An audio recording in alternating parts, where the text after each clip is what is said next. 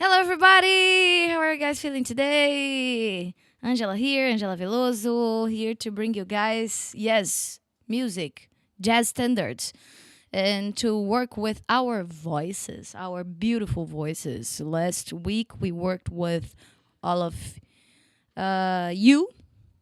The first week of the trimester, we worked with all of me. And today we're going to learn how to sing NAIMA. Yeah, I know NAIMA is not a song that you think, oh my God, there's no lyrics, or actually there's three different versions of lyrics and they're not common to be listened. But yeah, let's do it without lyrics. That's my thing. Let's do it.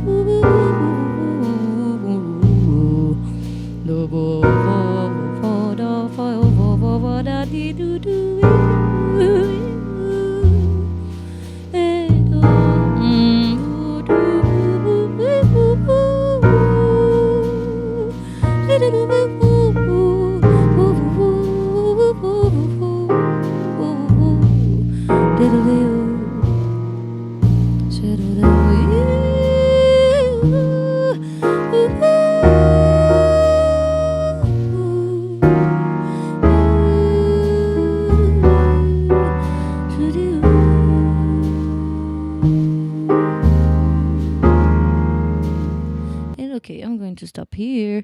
That's the theme, and improvised over it, and that's something we're going to work in a few classes. So I decided to work with jazz standards this semester because they're an important part of Occidental music, and because we use a lot of changes that were conceived, that were completely structured as standard songs in the jazz culture. And I'm talking about popular culture too, you know.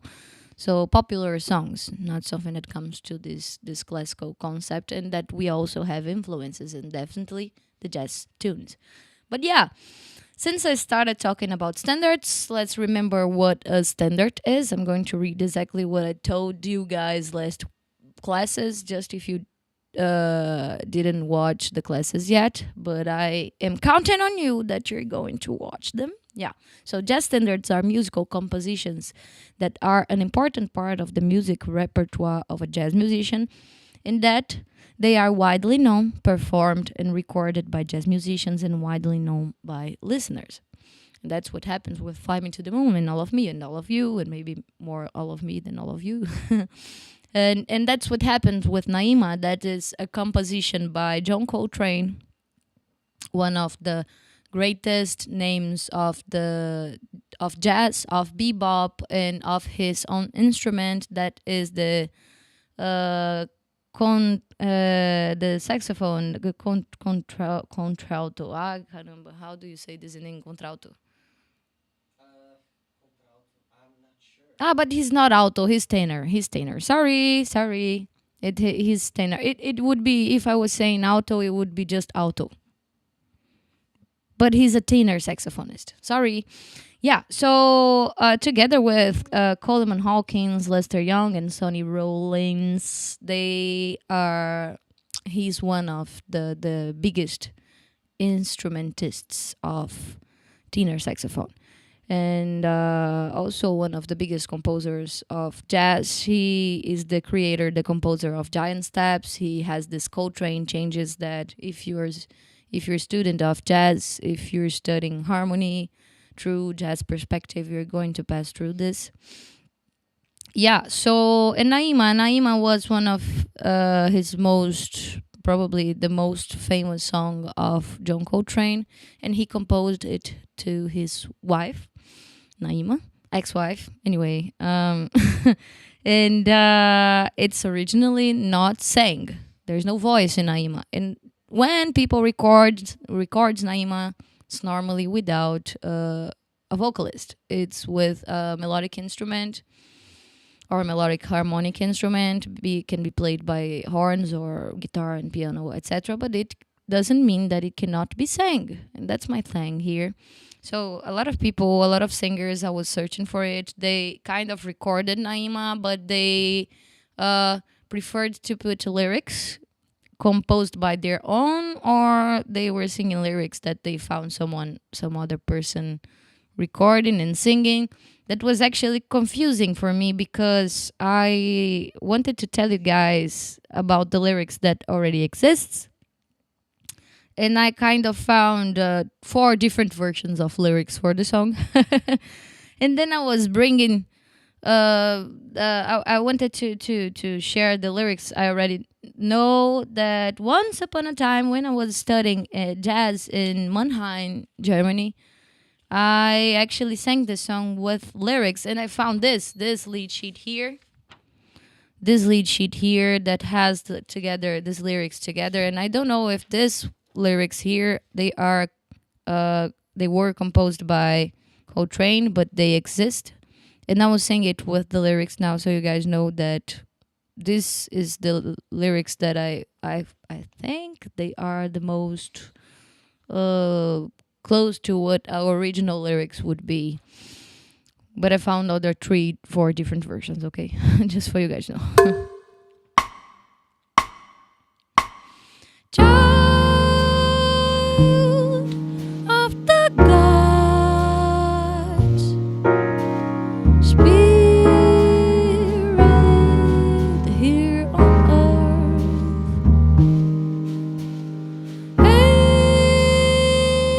angels above, measure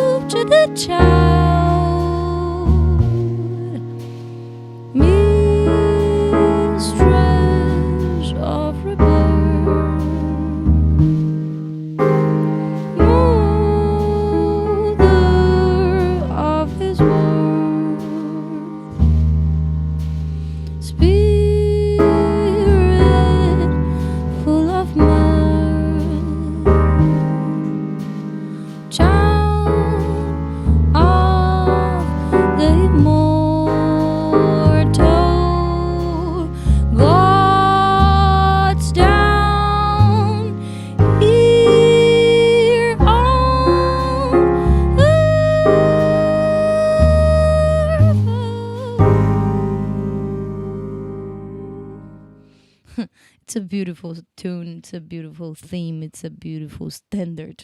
Jeez. And yeah, these lyrics here, I can make it available for you guys, but I want to provoke you to sing it without lyrics because it was originally thought without lyrics, and because I think that we singers have to adapt ourselves to understand the voice as an instrument, so we don't need lyrics all the time.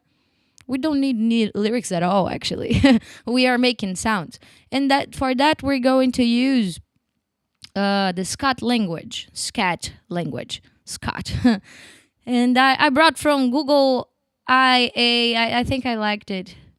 Artificial intelligence, AI. Google AI. I liked this definition of what scat singing is. Scat singing is a form of jazz vocal improvisation that involves using wordless vocables, nonsense syllables, or sounds instead of lyrics. Yeah, I think it defines very well because scat is basically using every type of sound to express the melody. So we can use a single word, for example, NAIMA na, NAIMA nai, for example, the title of the song. That would be scat. Or we can use na na na na na na na na. Or we can use dwee do ba do, dwee do shadum do. And one curious thing about scat is that it normally comes from the language that the singer is coming from. So, for example, I would say that my scat sounds more Brazilian than a scat of someone from United States or even from Europe.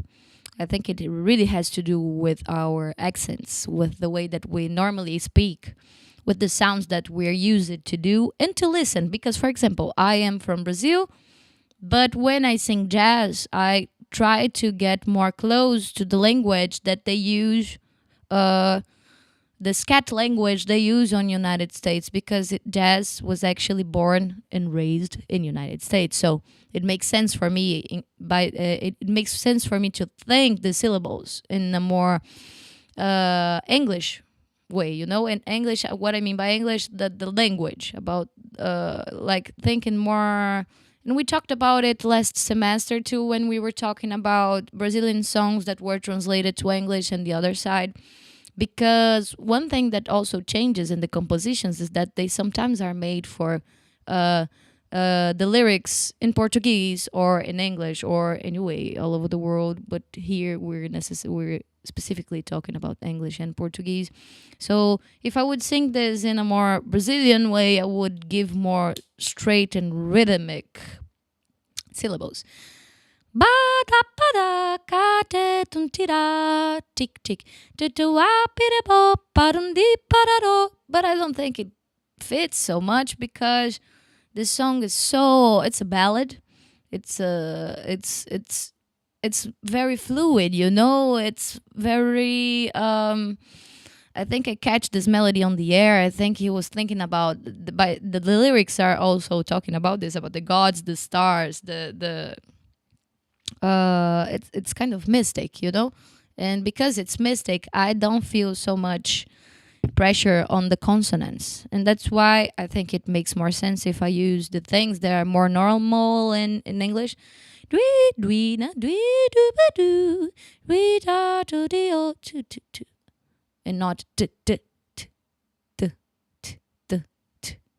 In English would be t tu tu tu. In Portuguese would be tu tu tu e tu ti tu ba da ba de yo tu bi da ba da do bo di da bum di do. And I think it fits more if I'm like we do woo sweet da dum di do.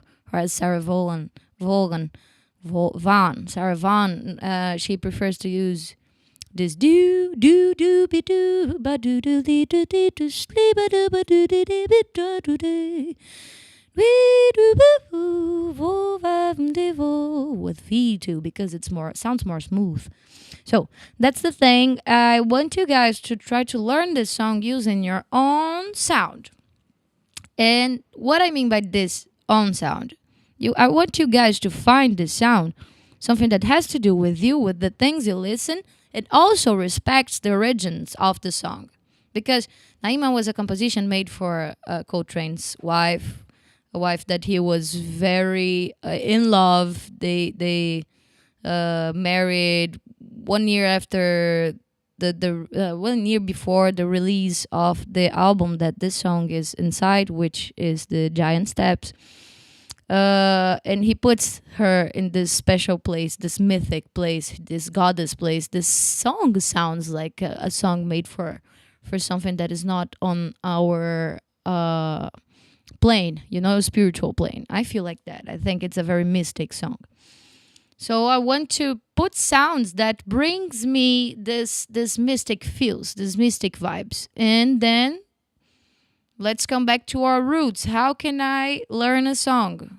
By the way, I sent Gabe a picture of John Coltrane, right? Please remember this guy's face. Yeah, he's a sweetheart. He was not always a sweetheart. There's actually a very cool documentary of his life available on Netflix. He was a very great instrumentist. He played a long time with Miles Davis, and he had a very hard life, not different from most of the jazz black musicians and singers, because they lived in a moment in the United States that apartheid was happening, and they valued a lot of people wanted to make money with the type of art that they were creating here. And yeah, he was not different. He struggled a lot during life. He died very young. And it's important to know what this guy did on life, and to appreciate and thank him, and remember his face, because this was the guy that made history inside jazz and bebop. Yeah. So let's go to our lead sheet. I also send it to Gabe. I talked to you guys what a lead sheet is, but I can remember again: a combination of melodies with chord symbols in a comprehensible and simplified way. There's no arrangement here on this lead sheet. This one that I am here, that I have here in my hands, it's different from the one that you're seeing in the screen. But I checked; they are saying the same thing. The only difference is that this one has the lyrics and this one has not. A cool thing I noticed, that there's one note here, written here, if you know how to read, that Coltrane plays differently, but I can talk about this note when I arrive there. So first things first, when we're going to learn a song, we have to learn the melody and the harmony, and the rhythm. So we have to combine these three things. And how can I identify that with my ear?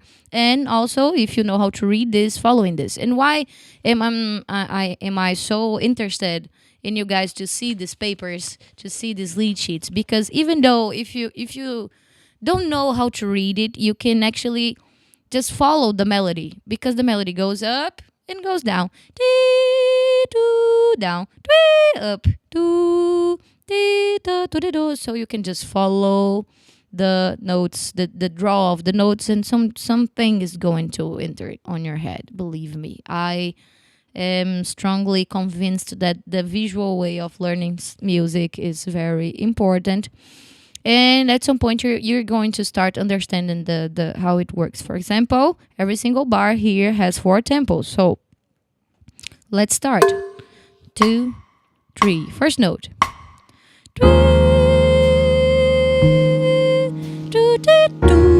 Second bar. Okay. Third bar.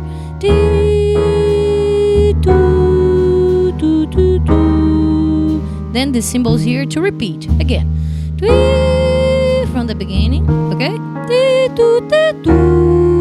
Second bar. Third.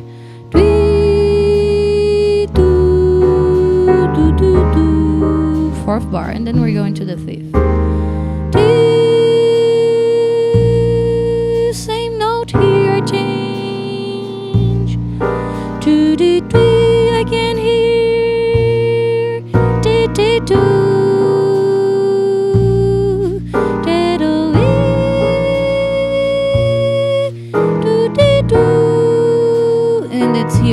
different. Do, dee, do, do, dee, do. 13.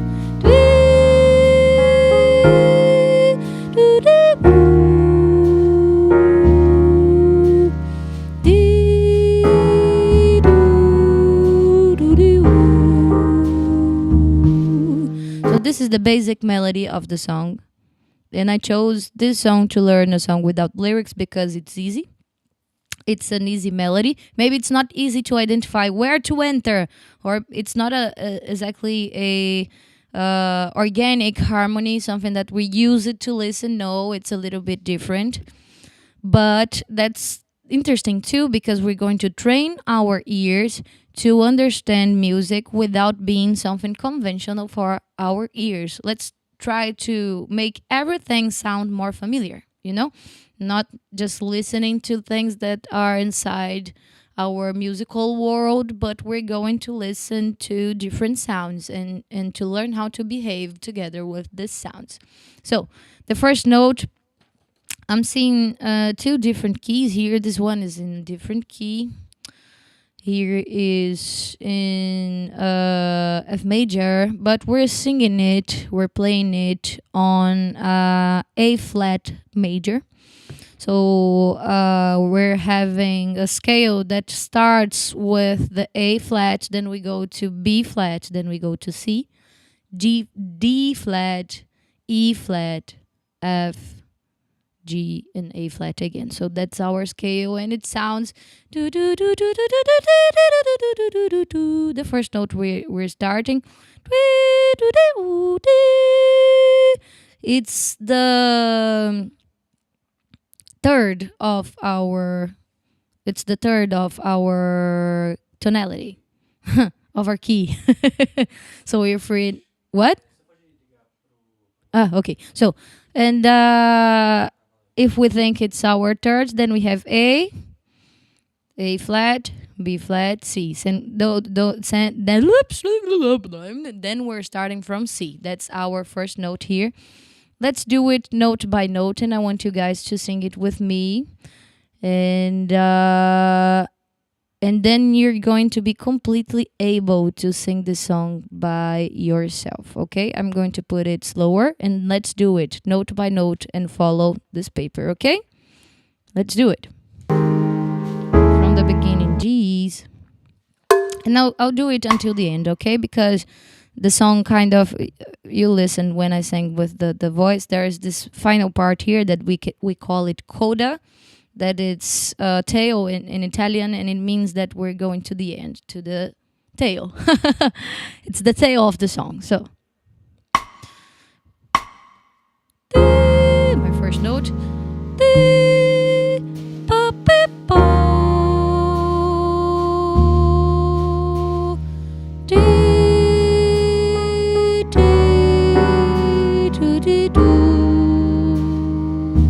Second time.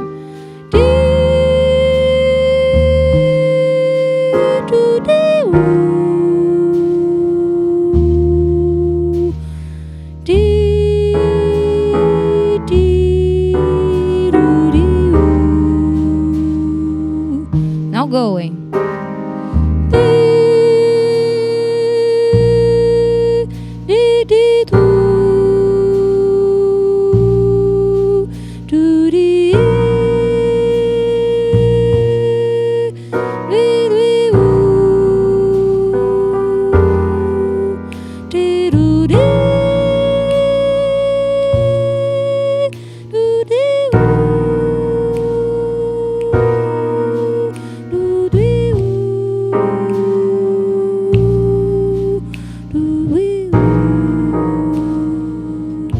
And then again, that melody.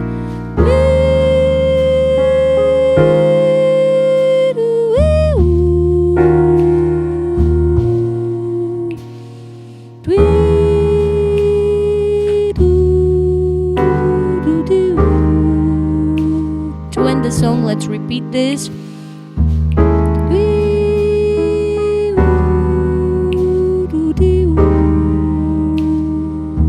And again.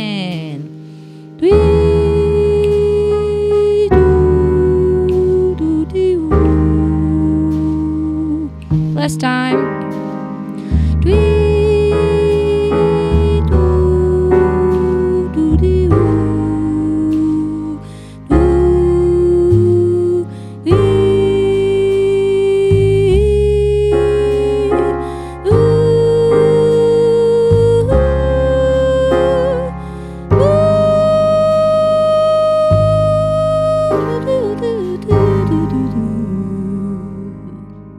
Okay, so this is a thing that you have to do every single time you're going to learn a song, because you have to first do it slowly to learn the song, to learn the melody, the rhythm, to understand how to be together with the harmony, to understand the bars, to understand the form. So this is something that we're doing here today, but you have to do every single time. You have to take this as an exercise, to listen to the song slowly and to practice it slowly, to understand every single note, and then you go and sing it. Okay, so that was Naima. I hope you guys enjoyed. I hope you guys study.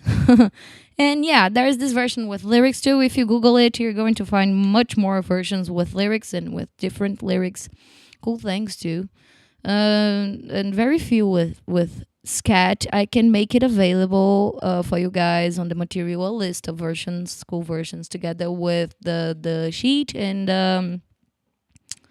yeah, together with the sheet, it's enough. Okay, guys. So see you guys next week. We're going to work with a new standard. New for you guys, maybe, or not.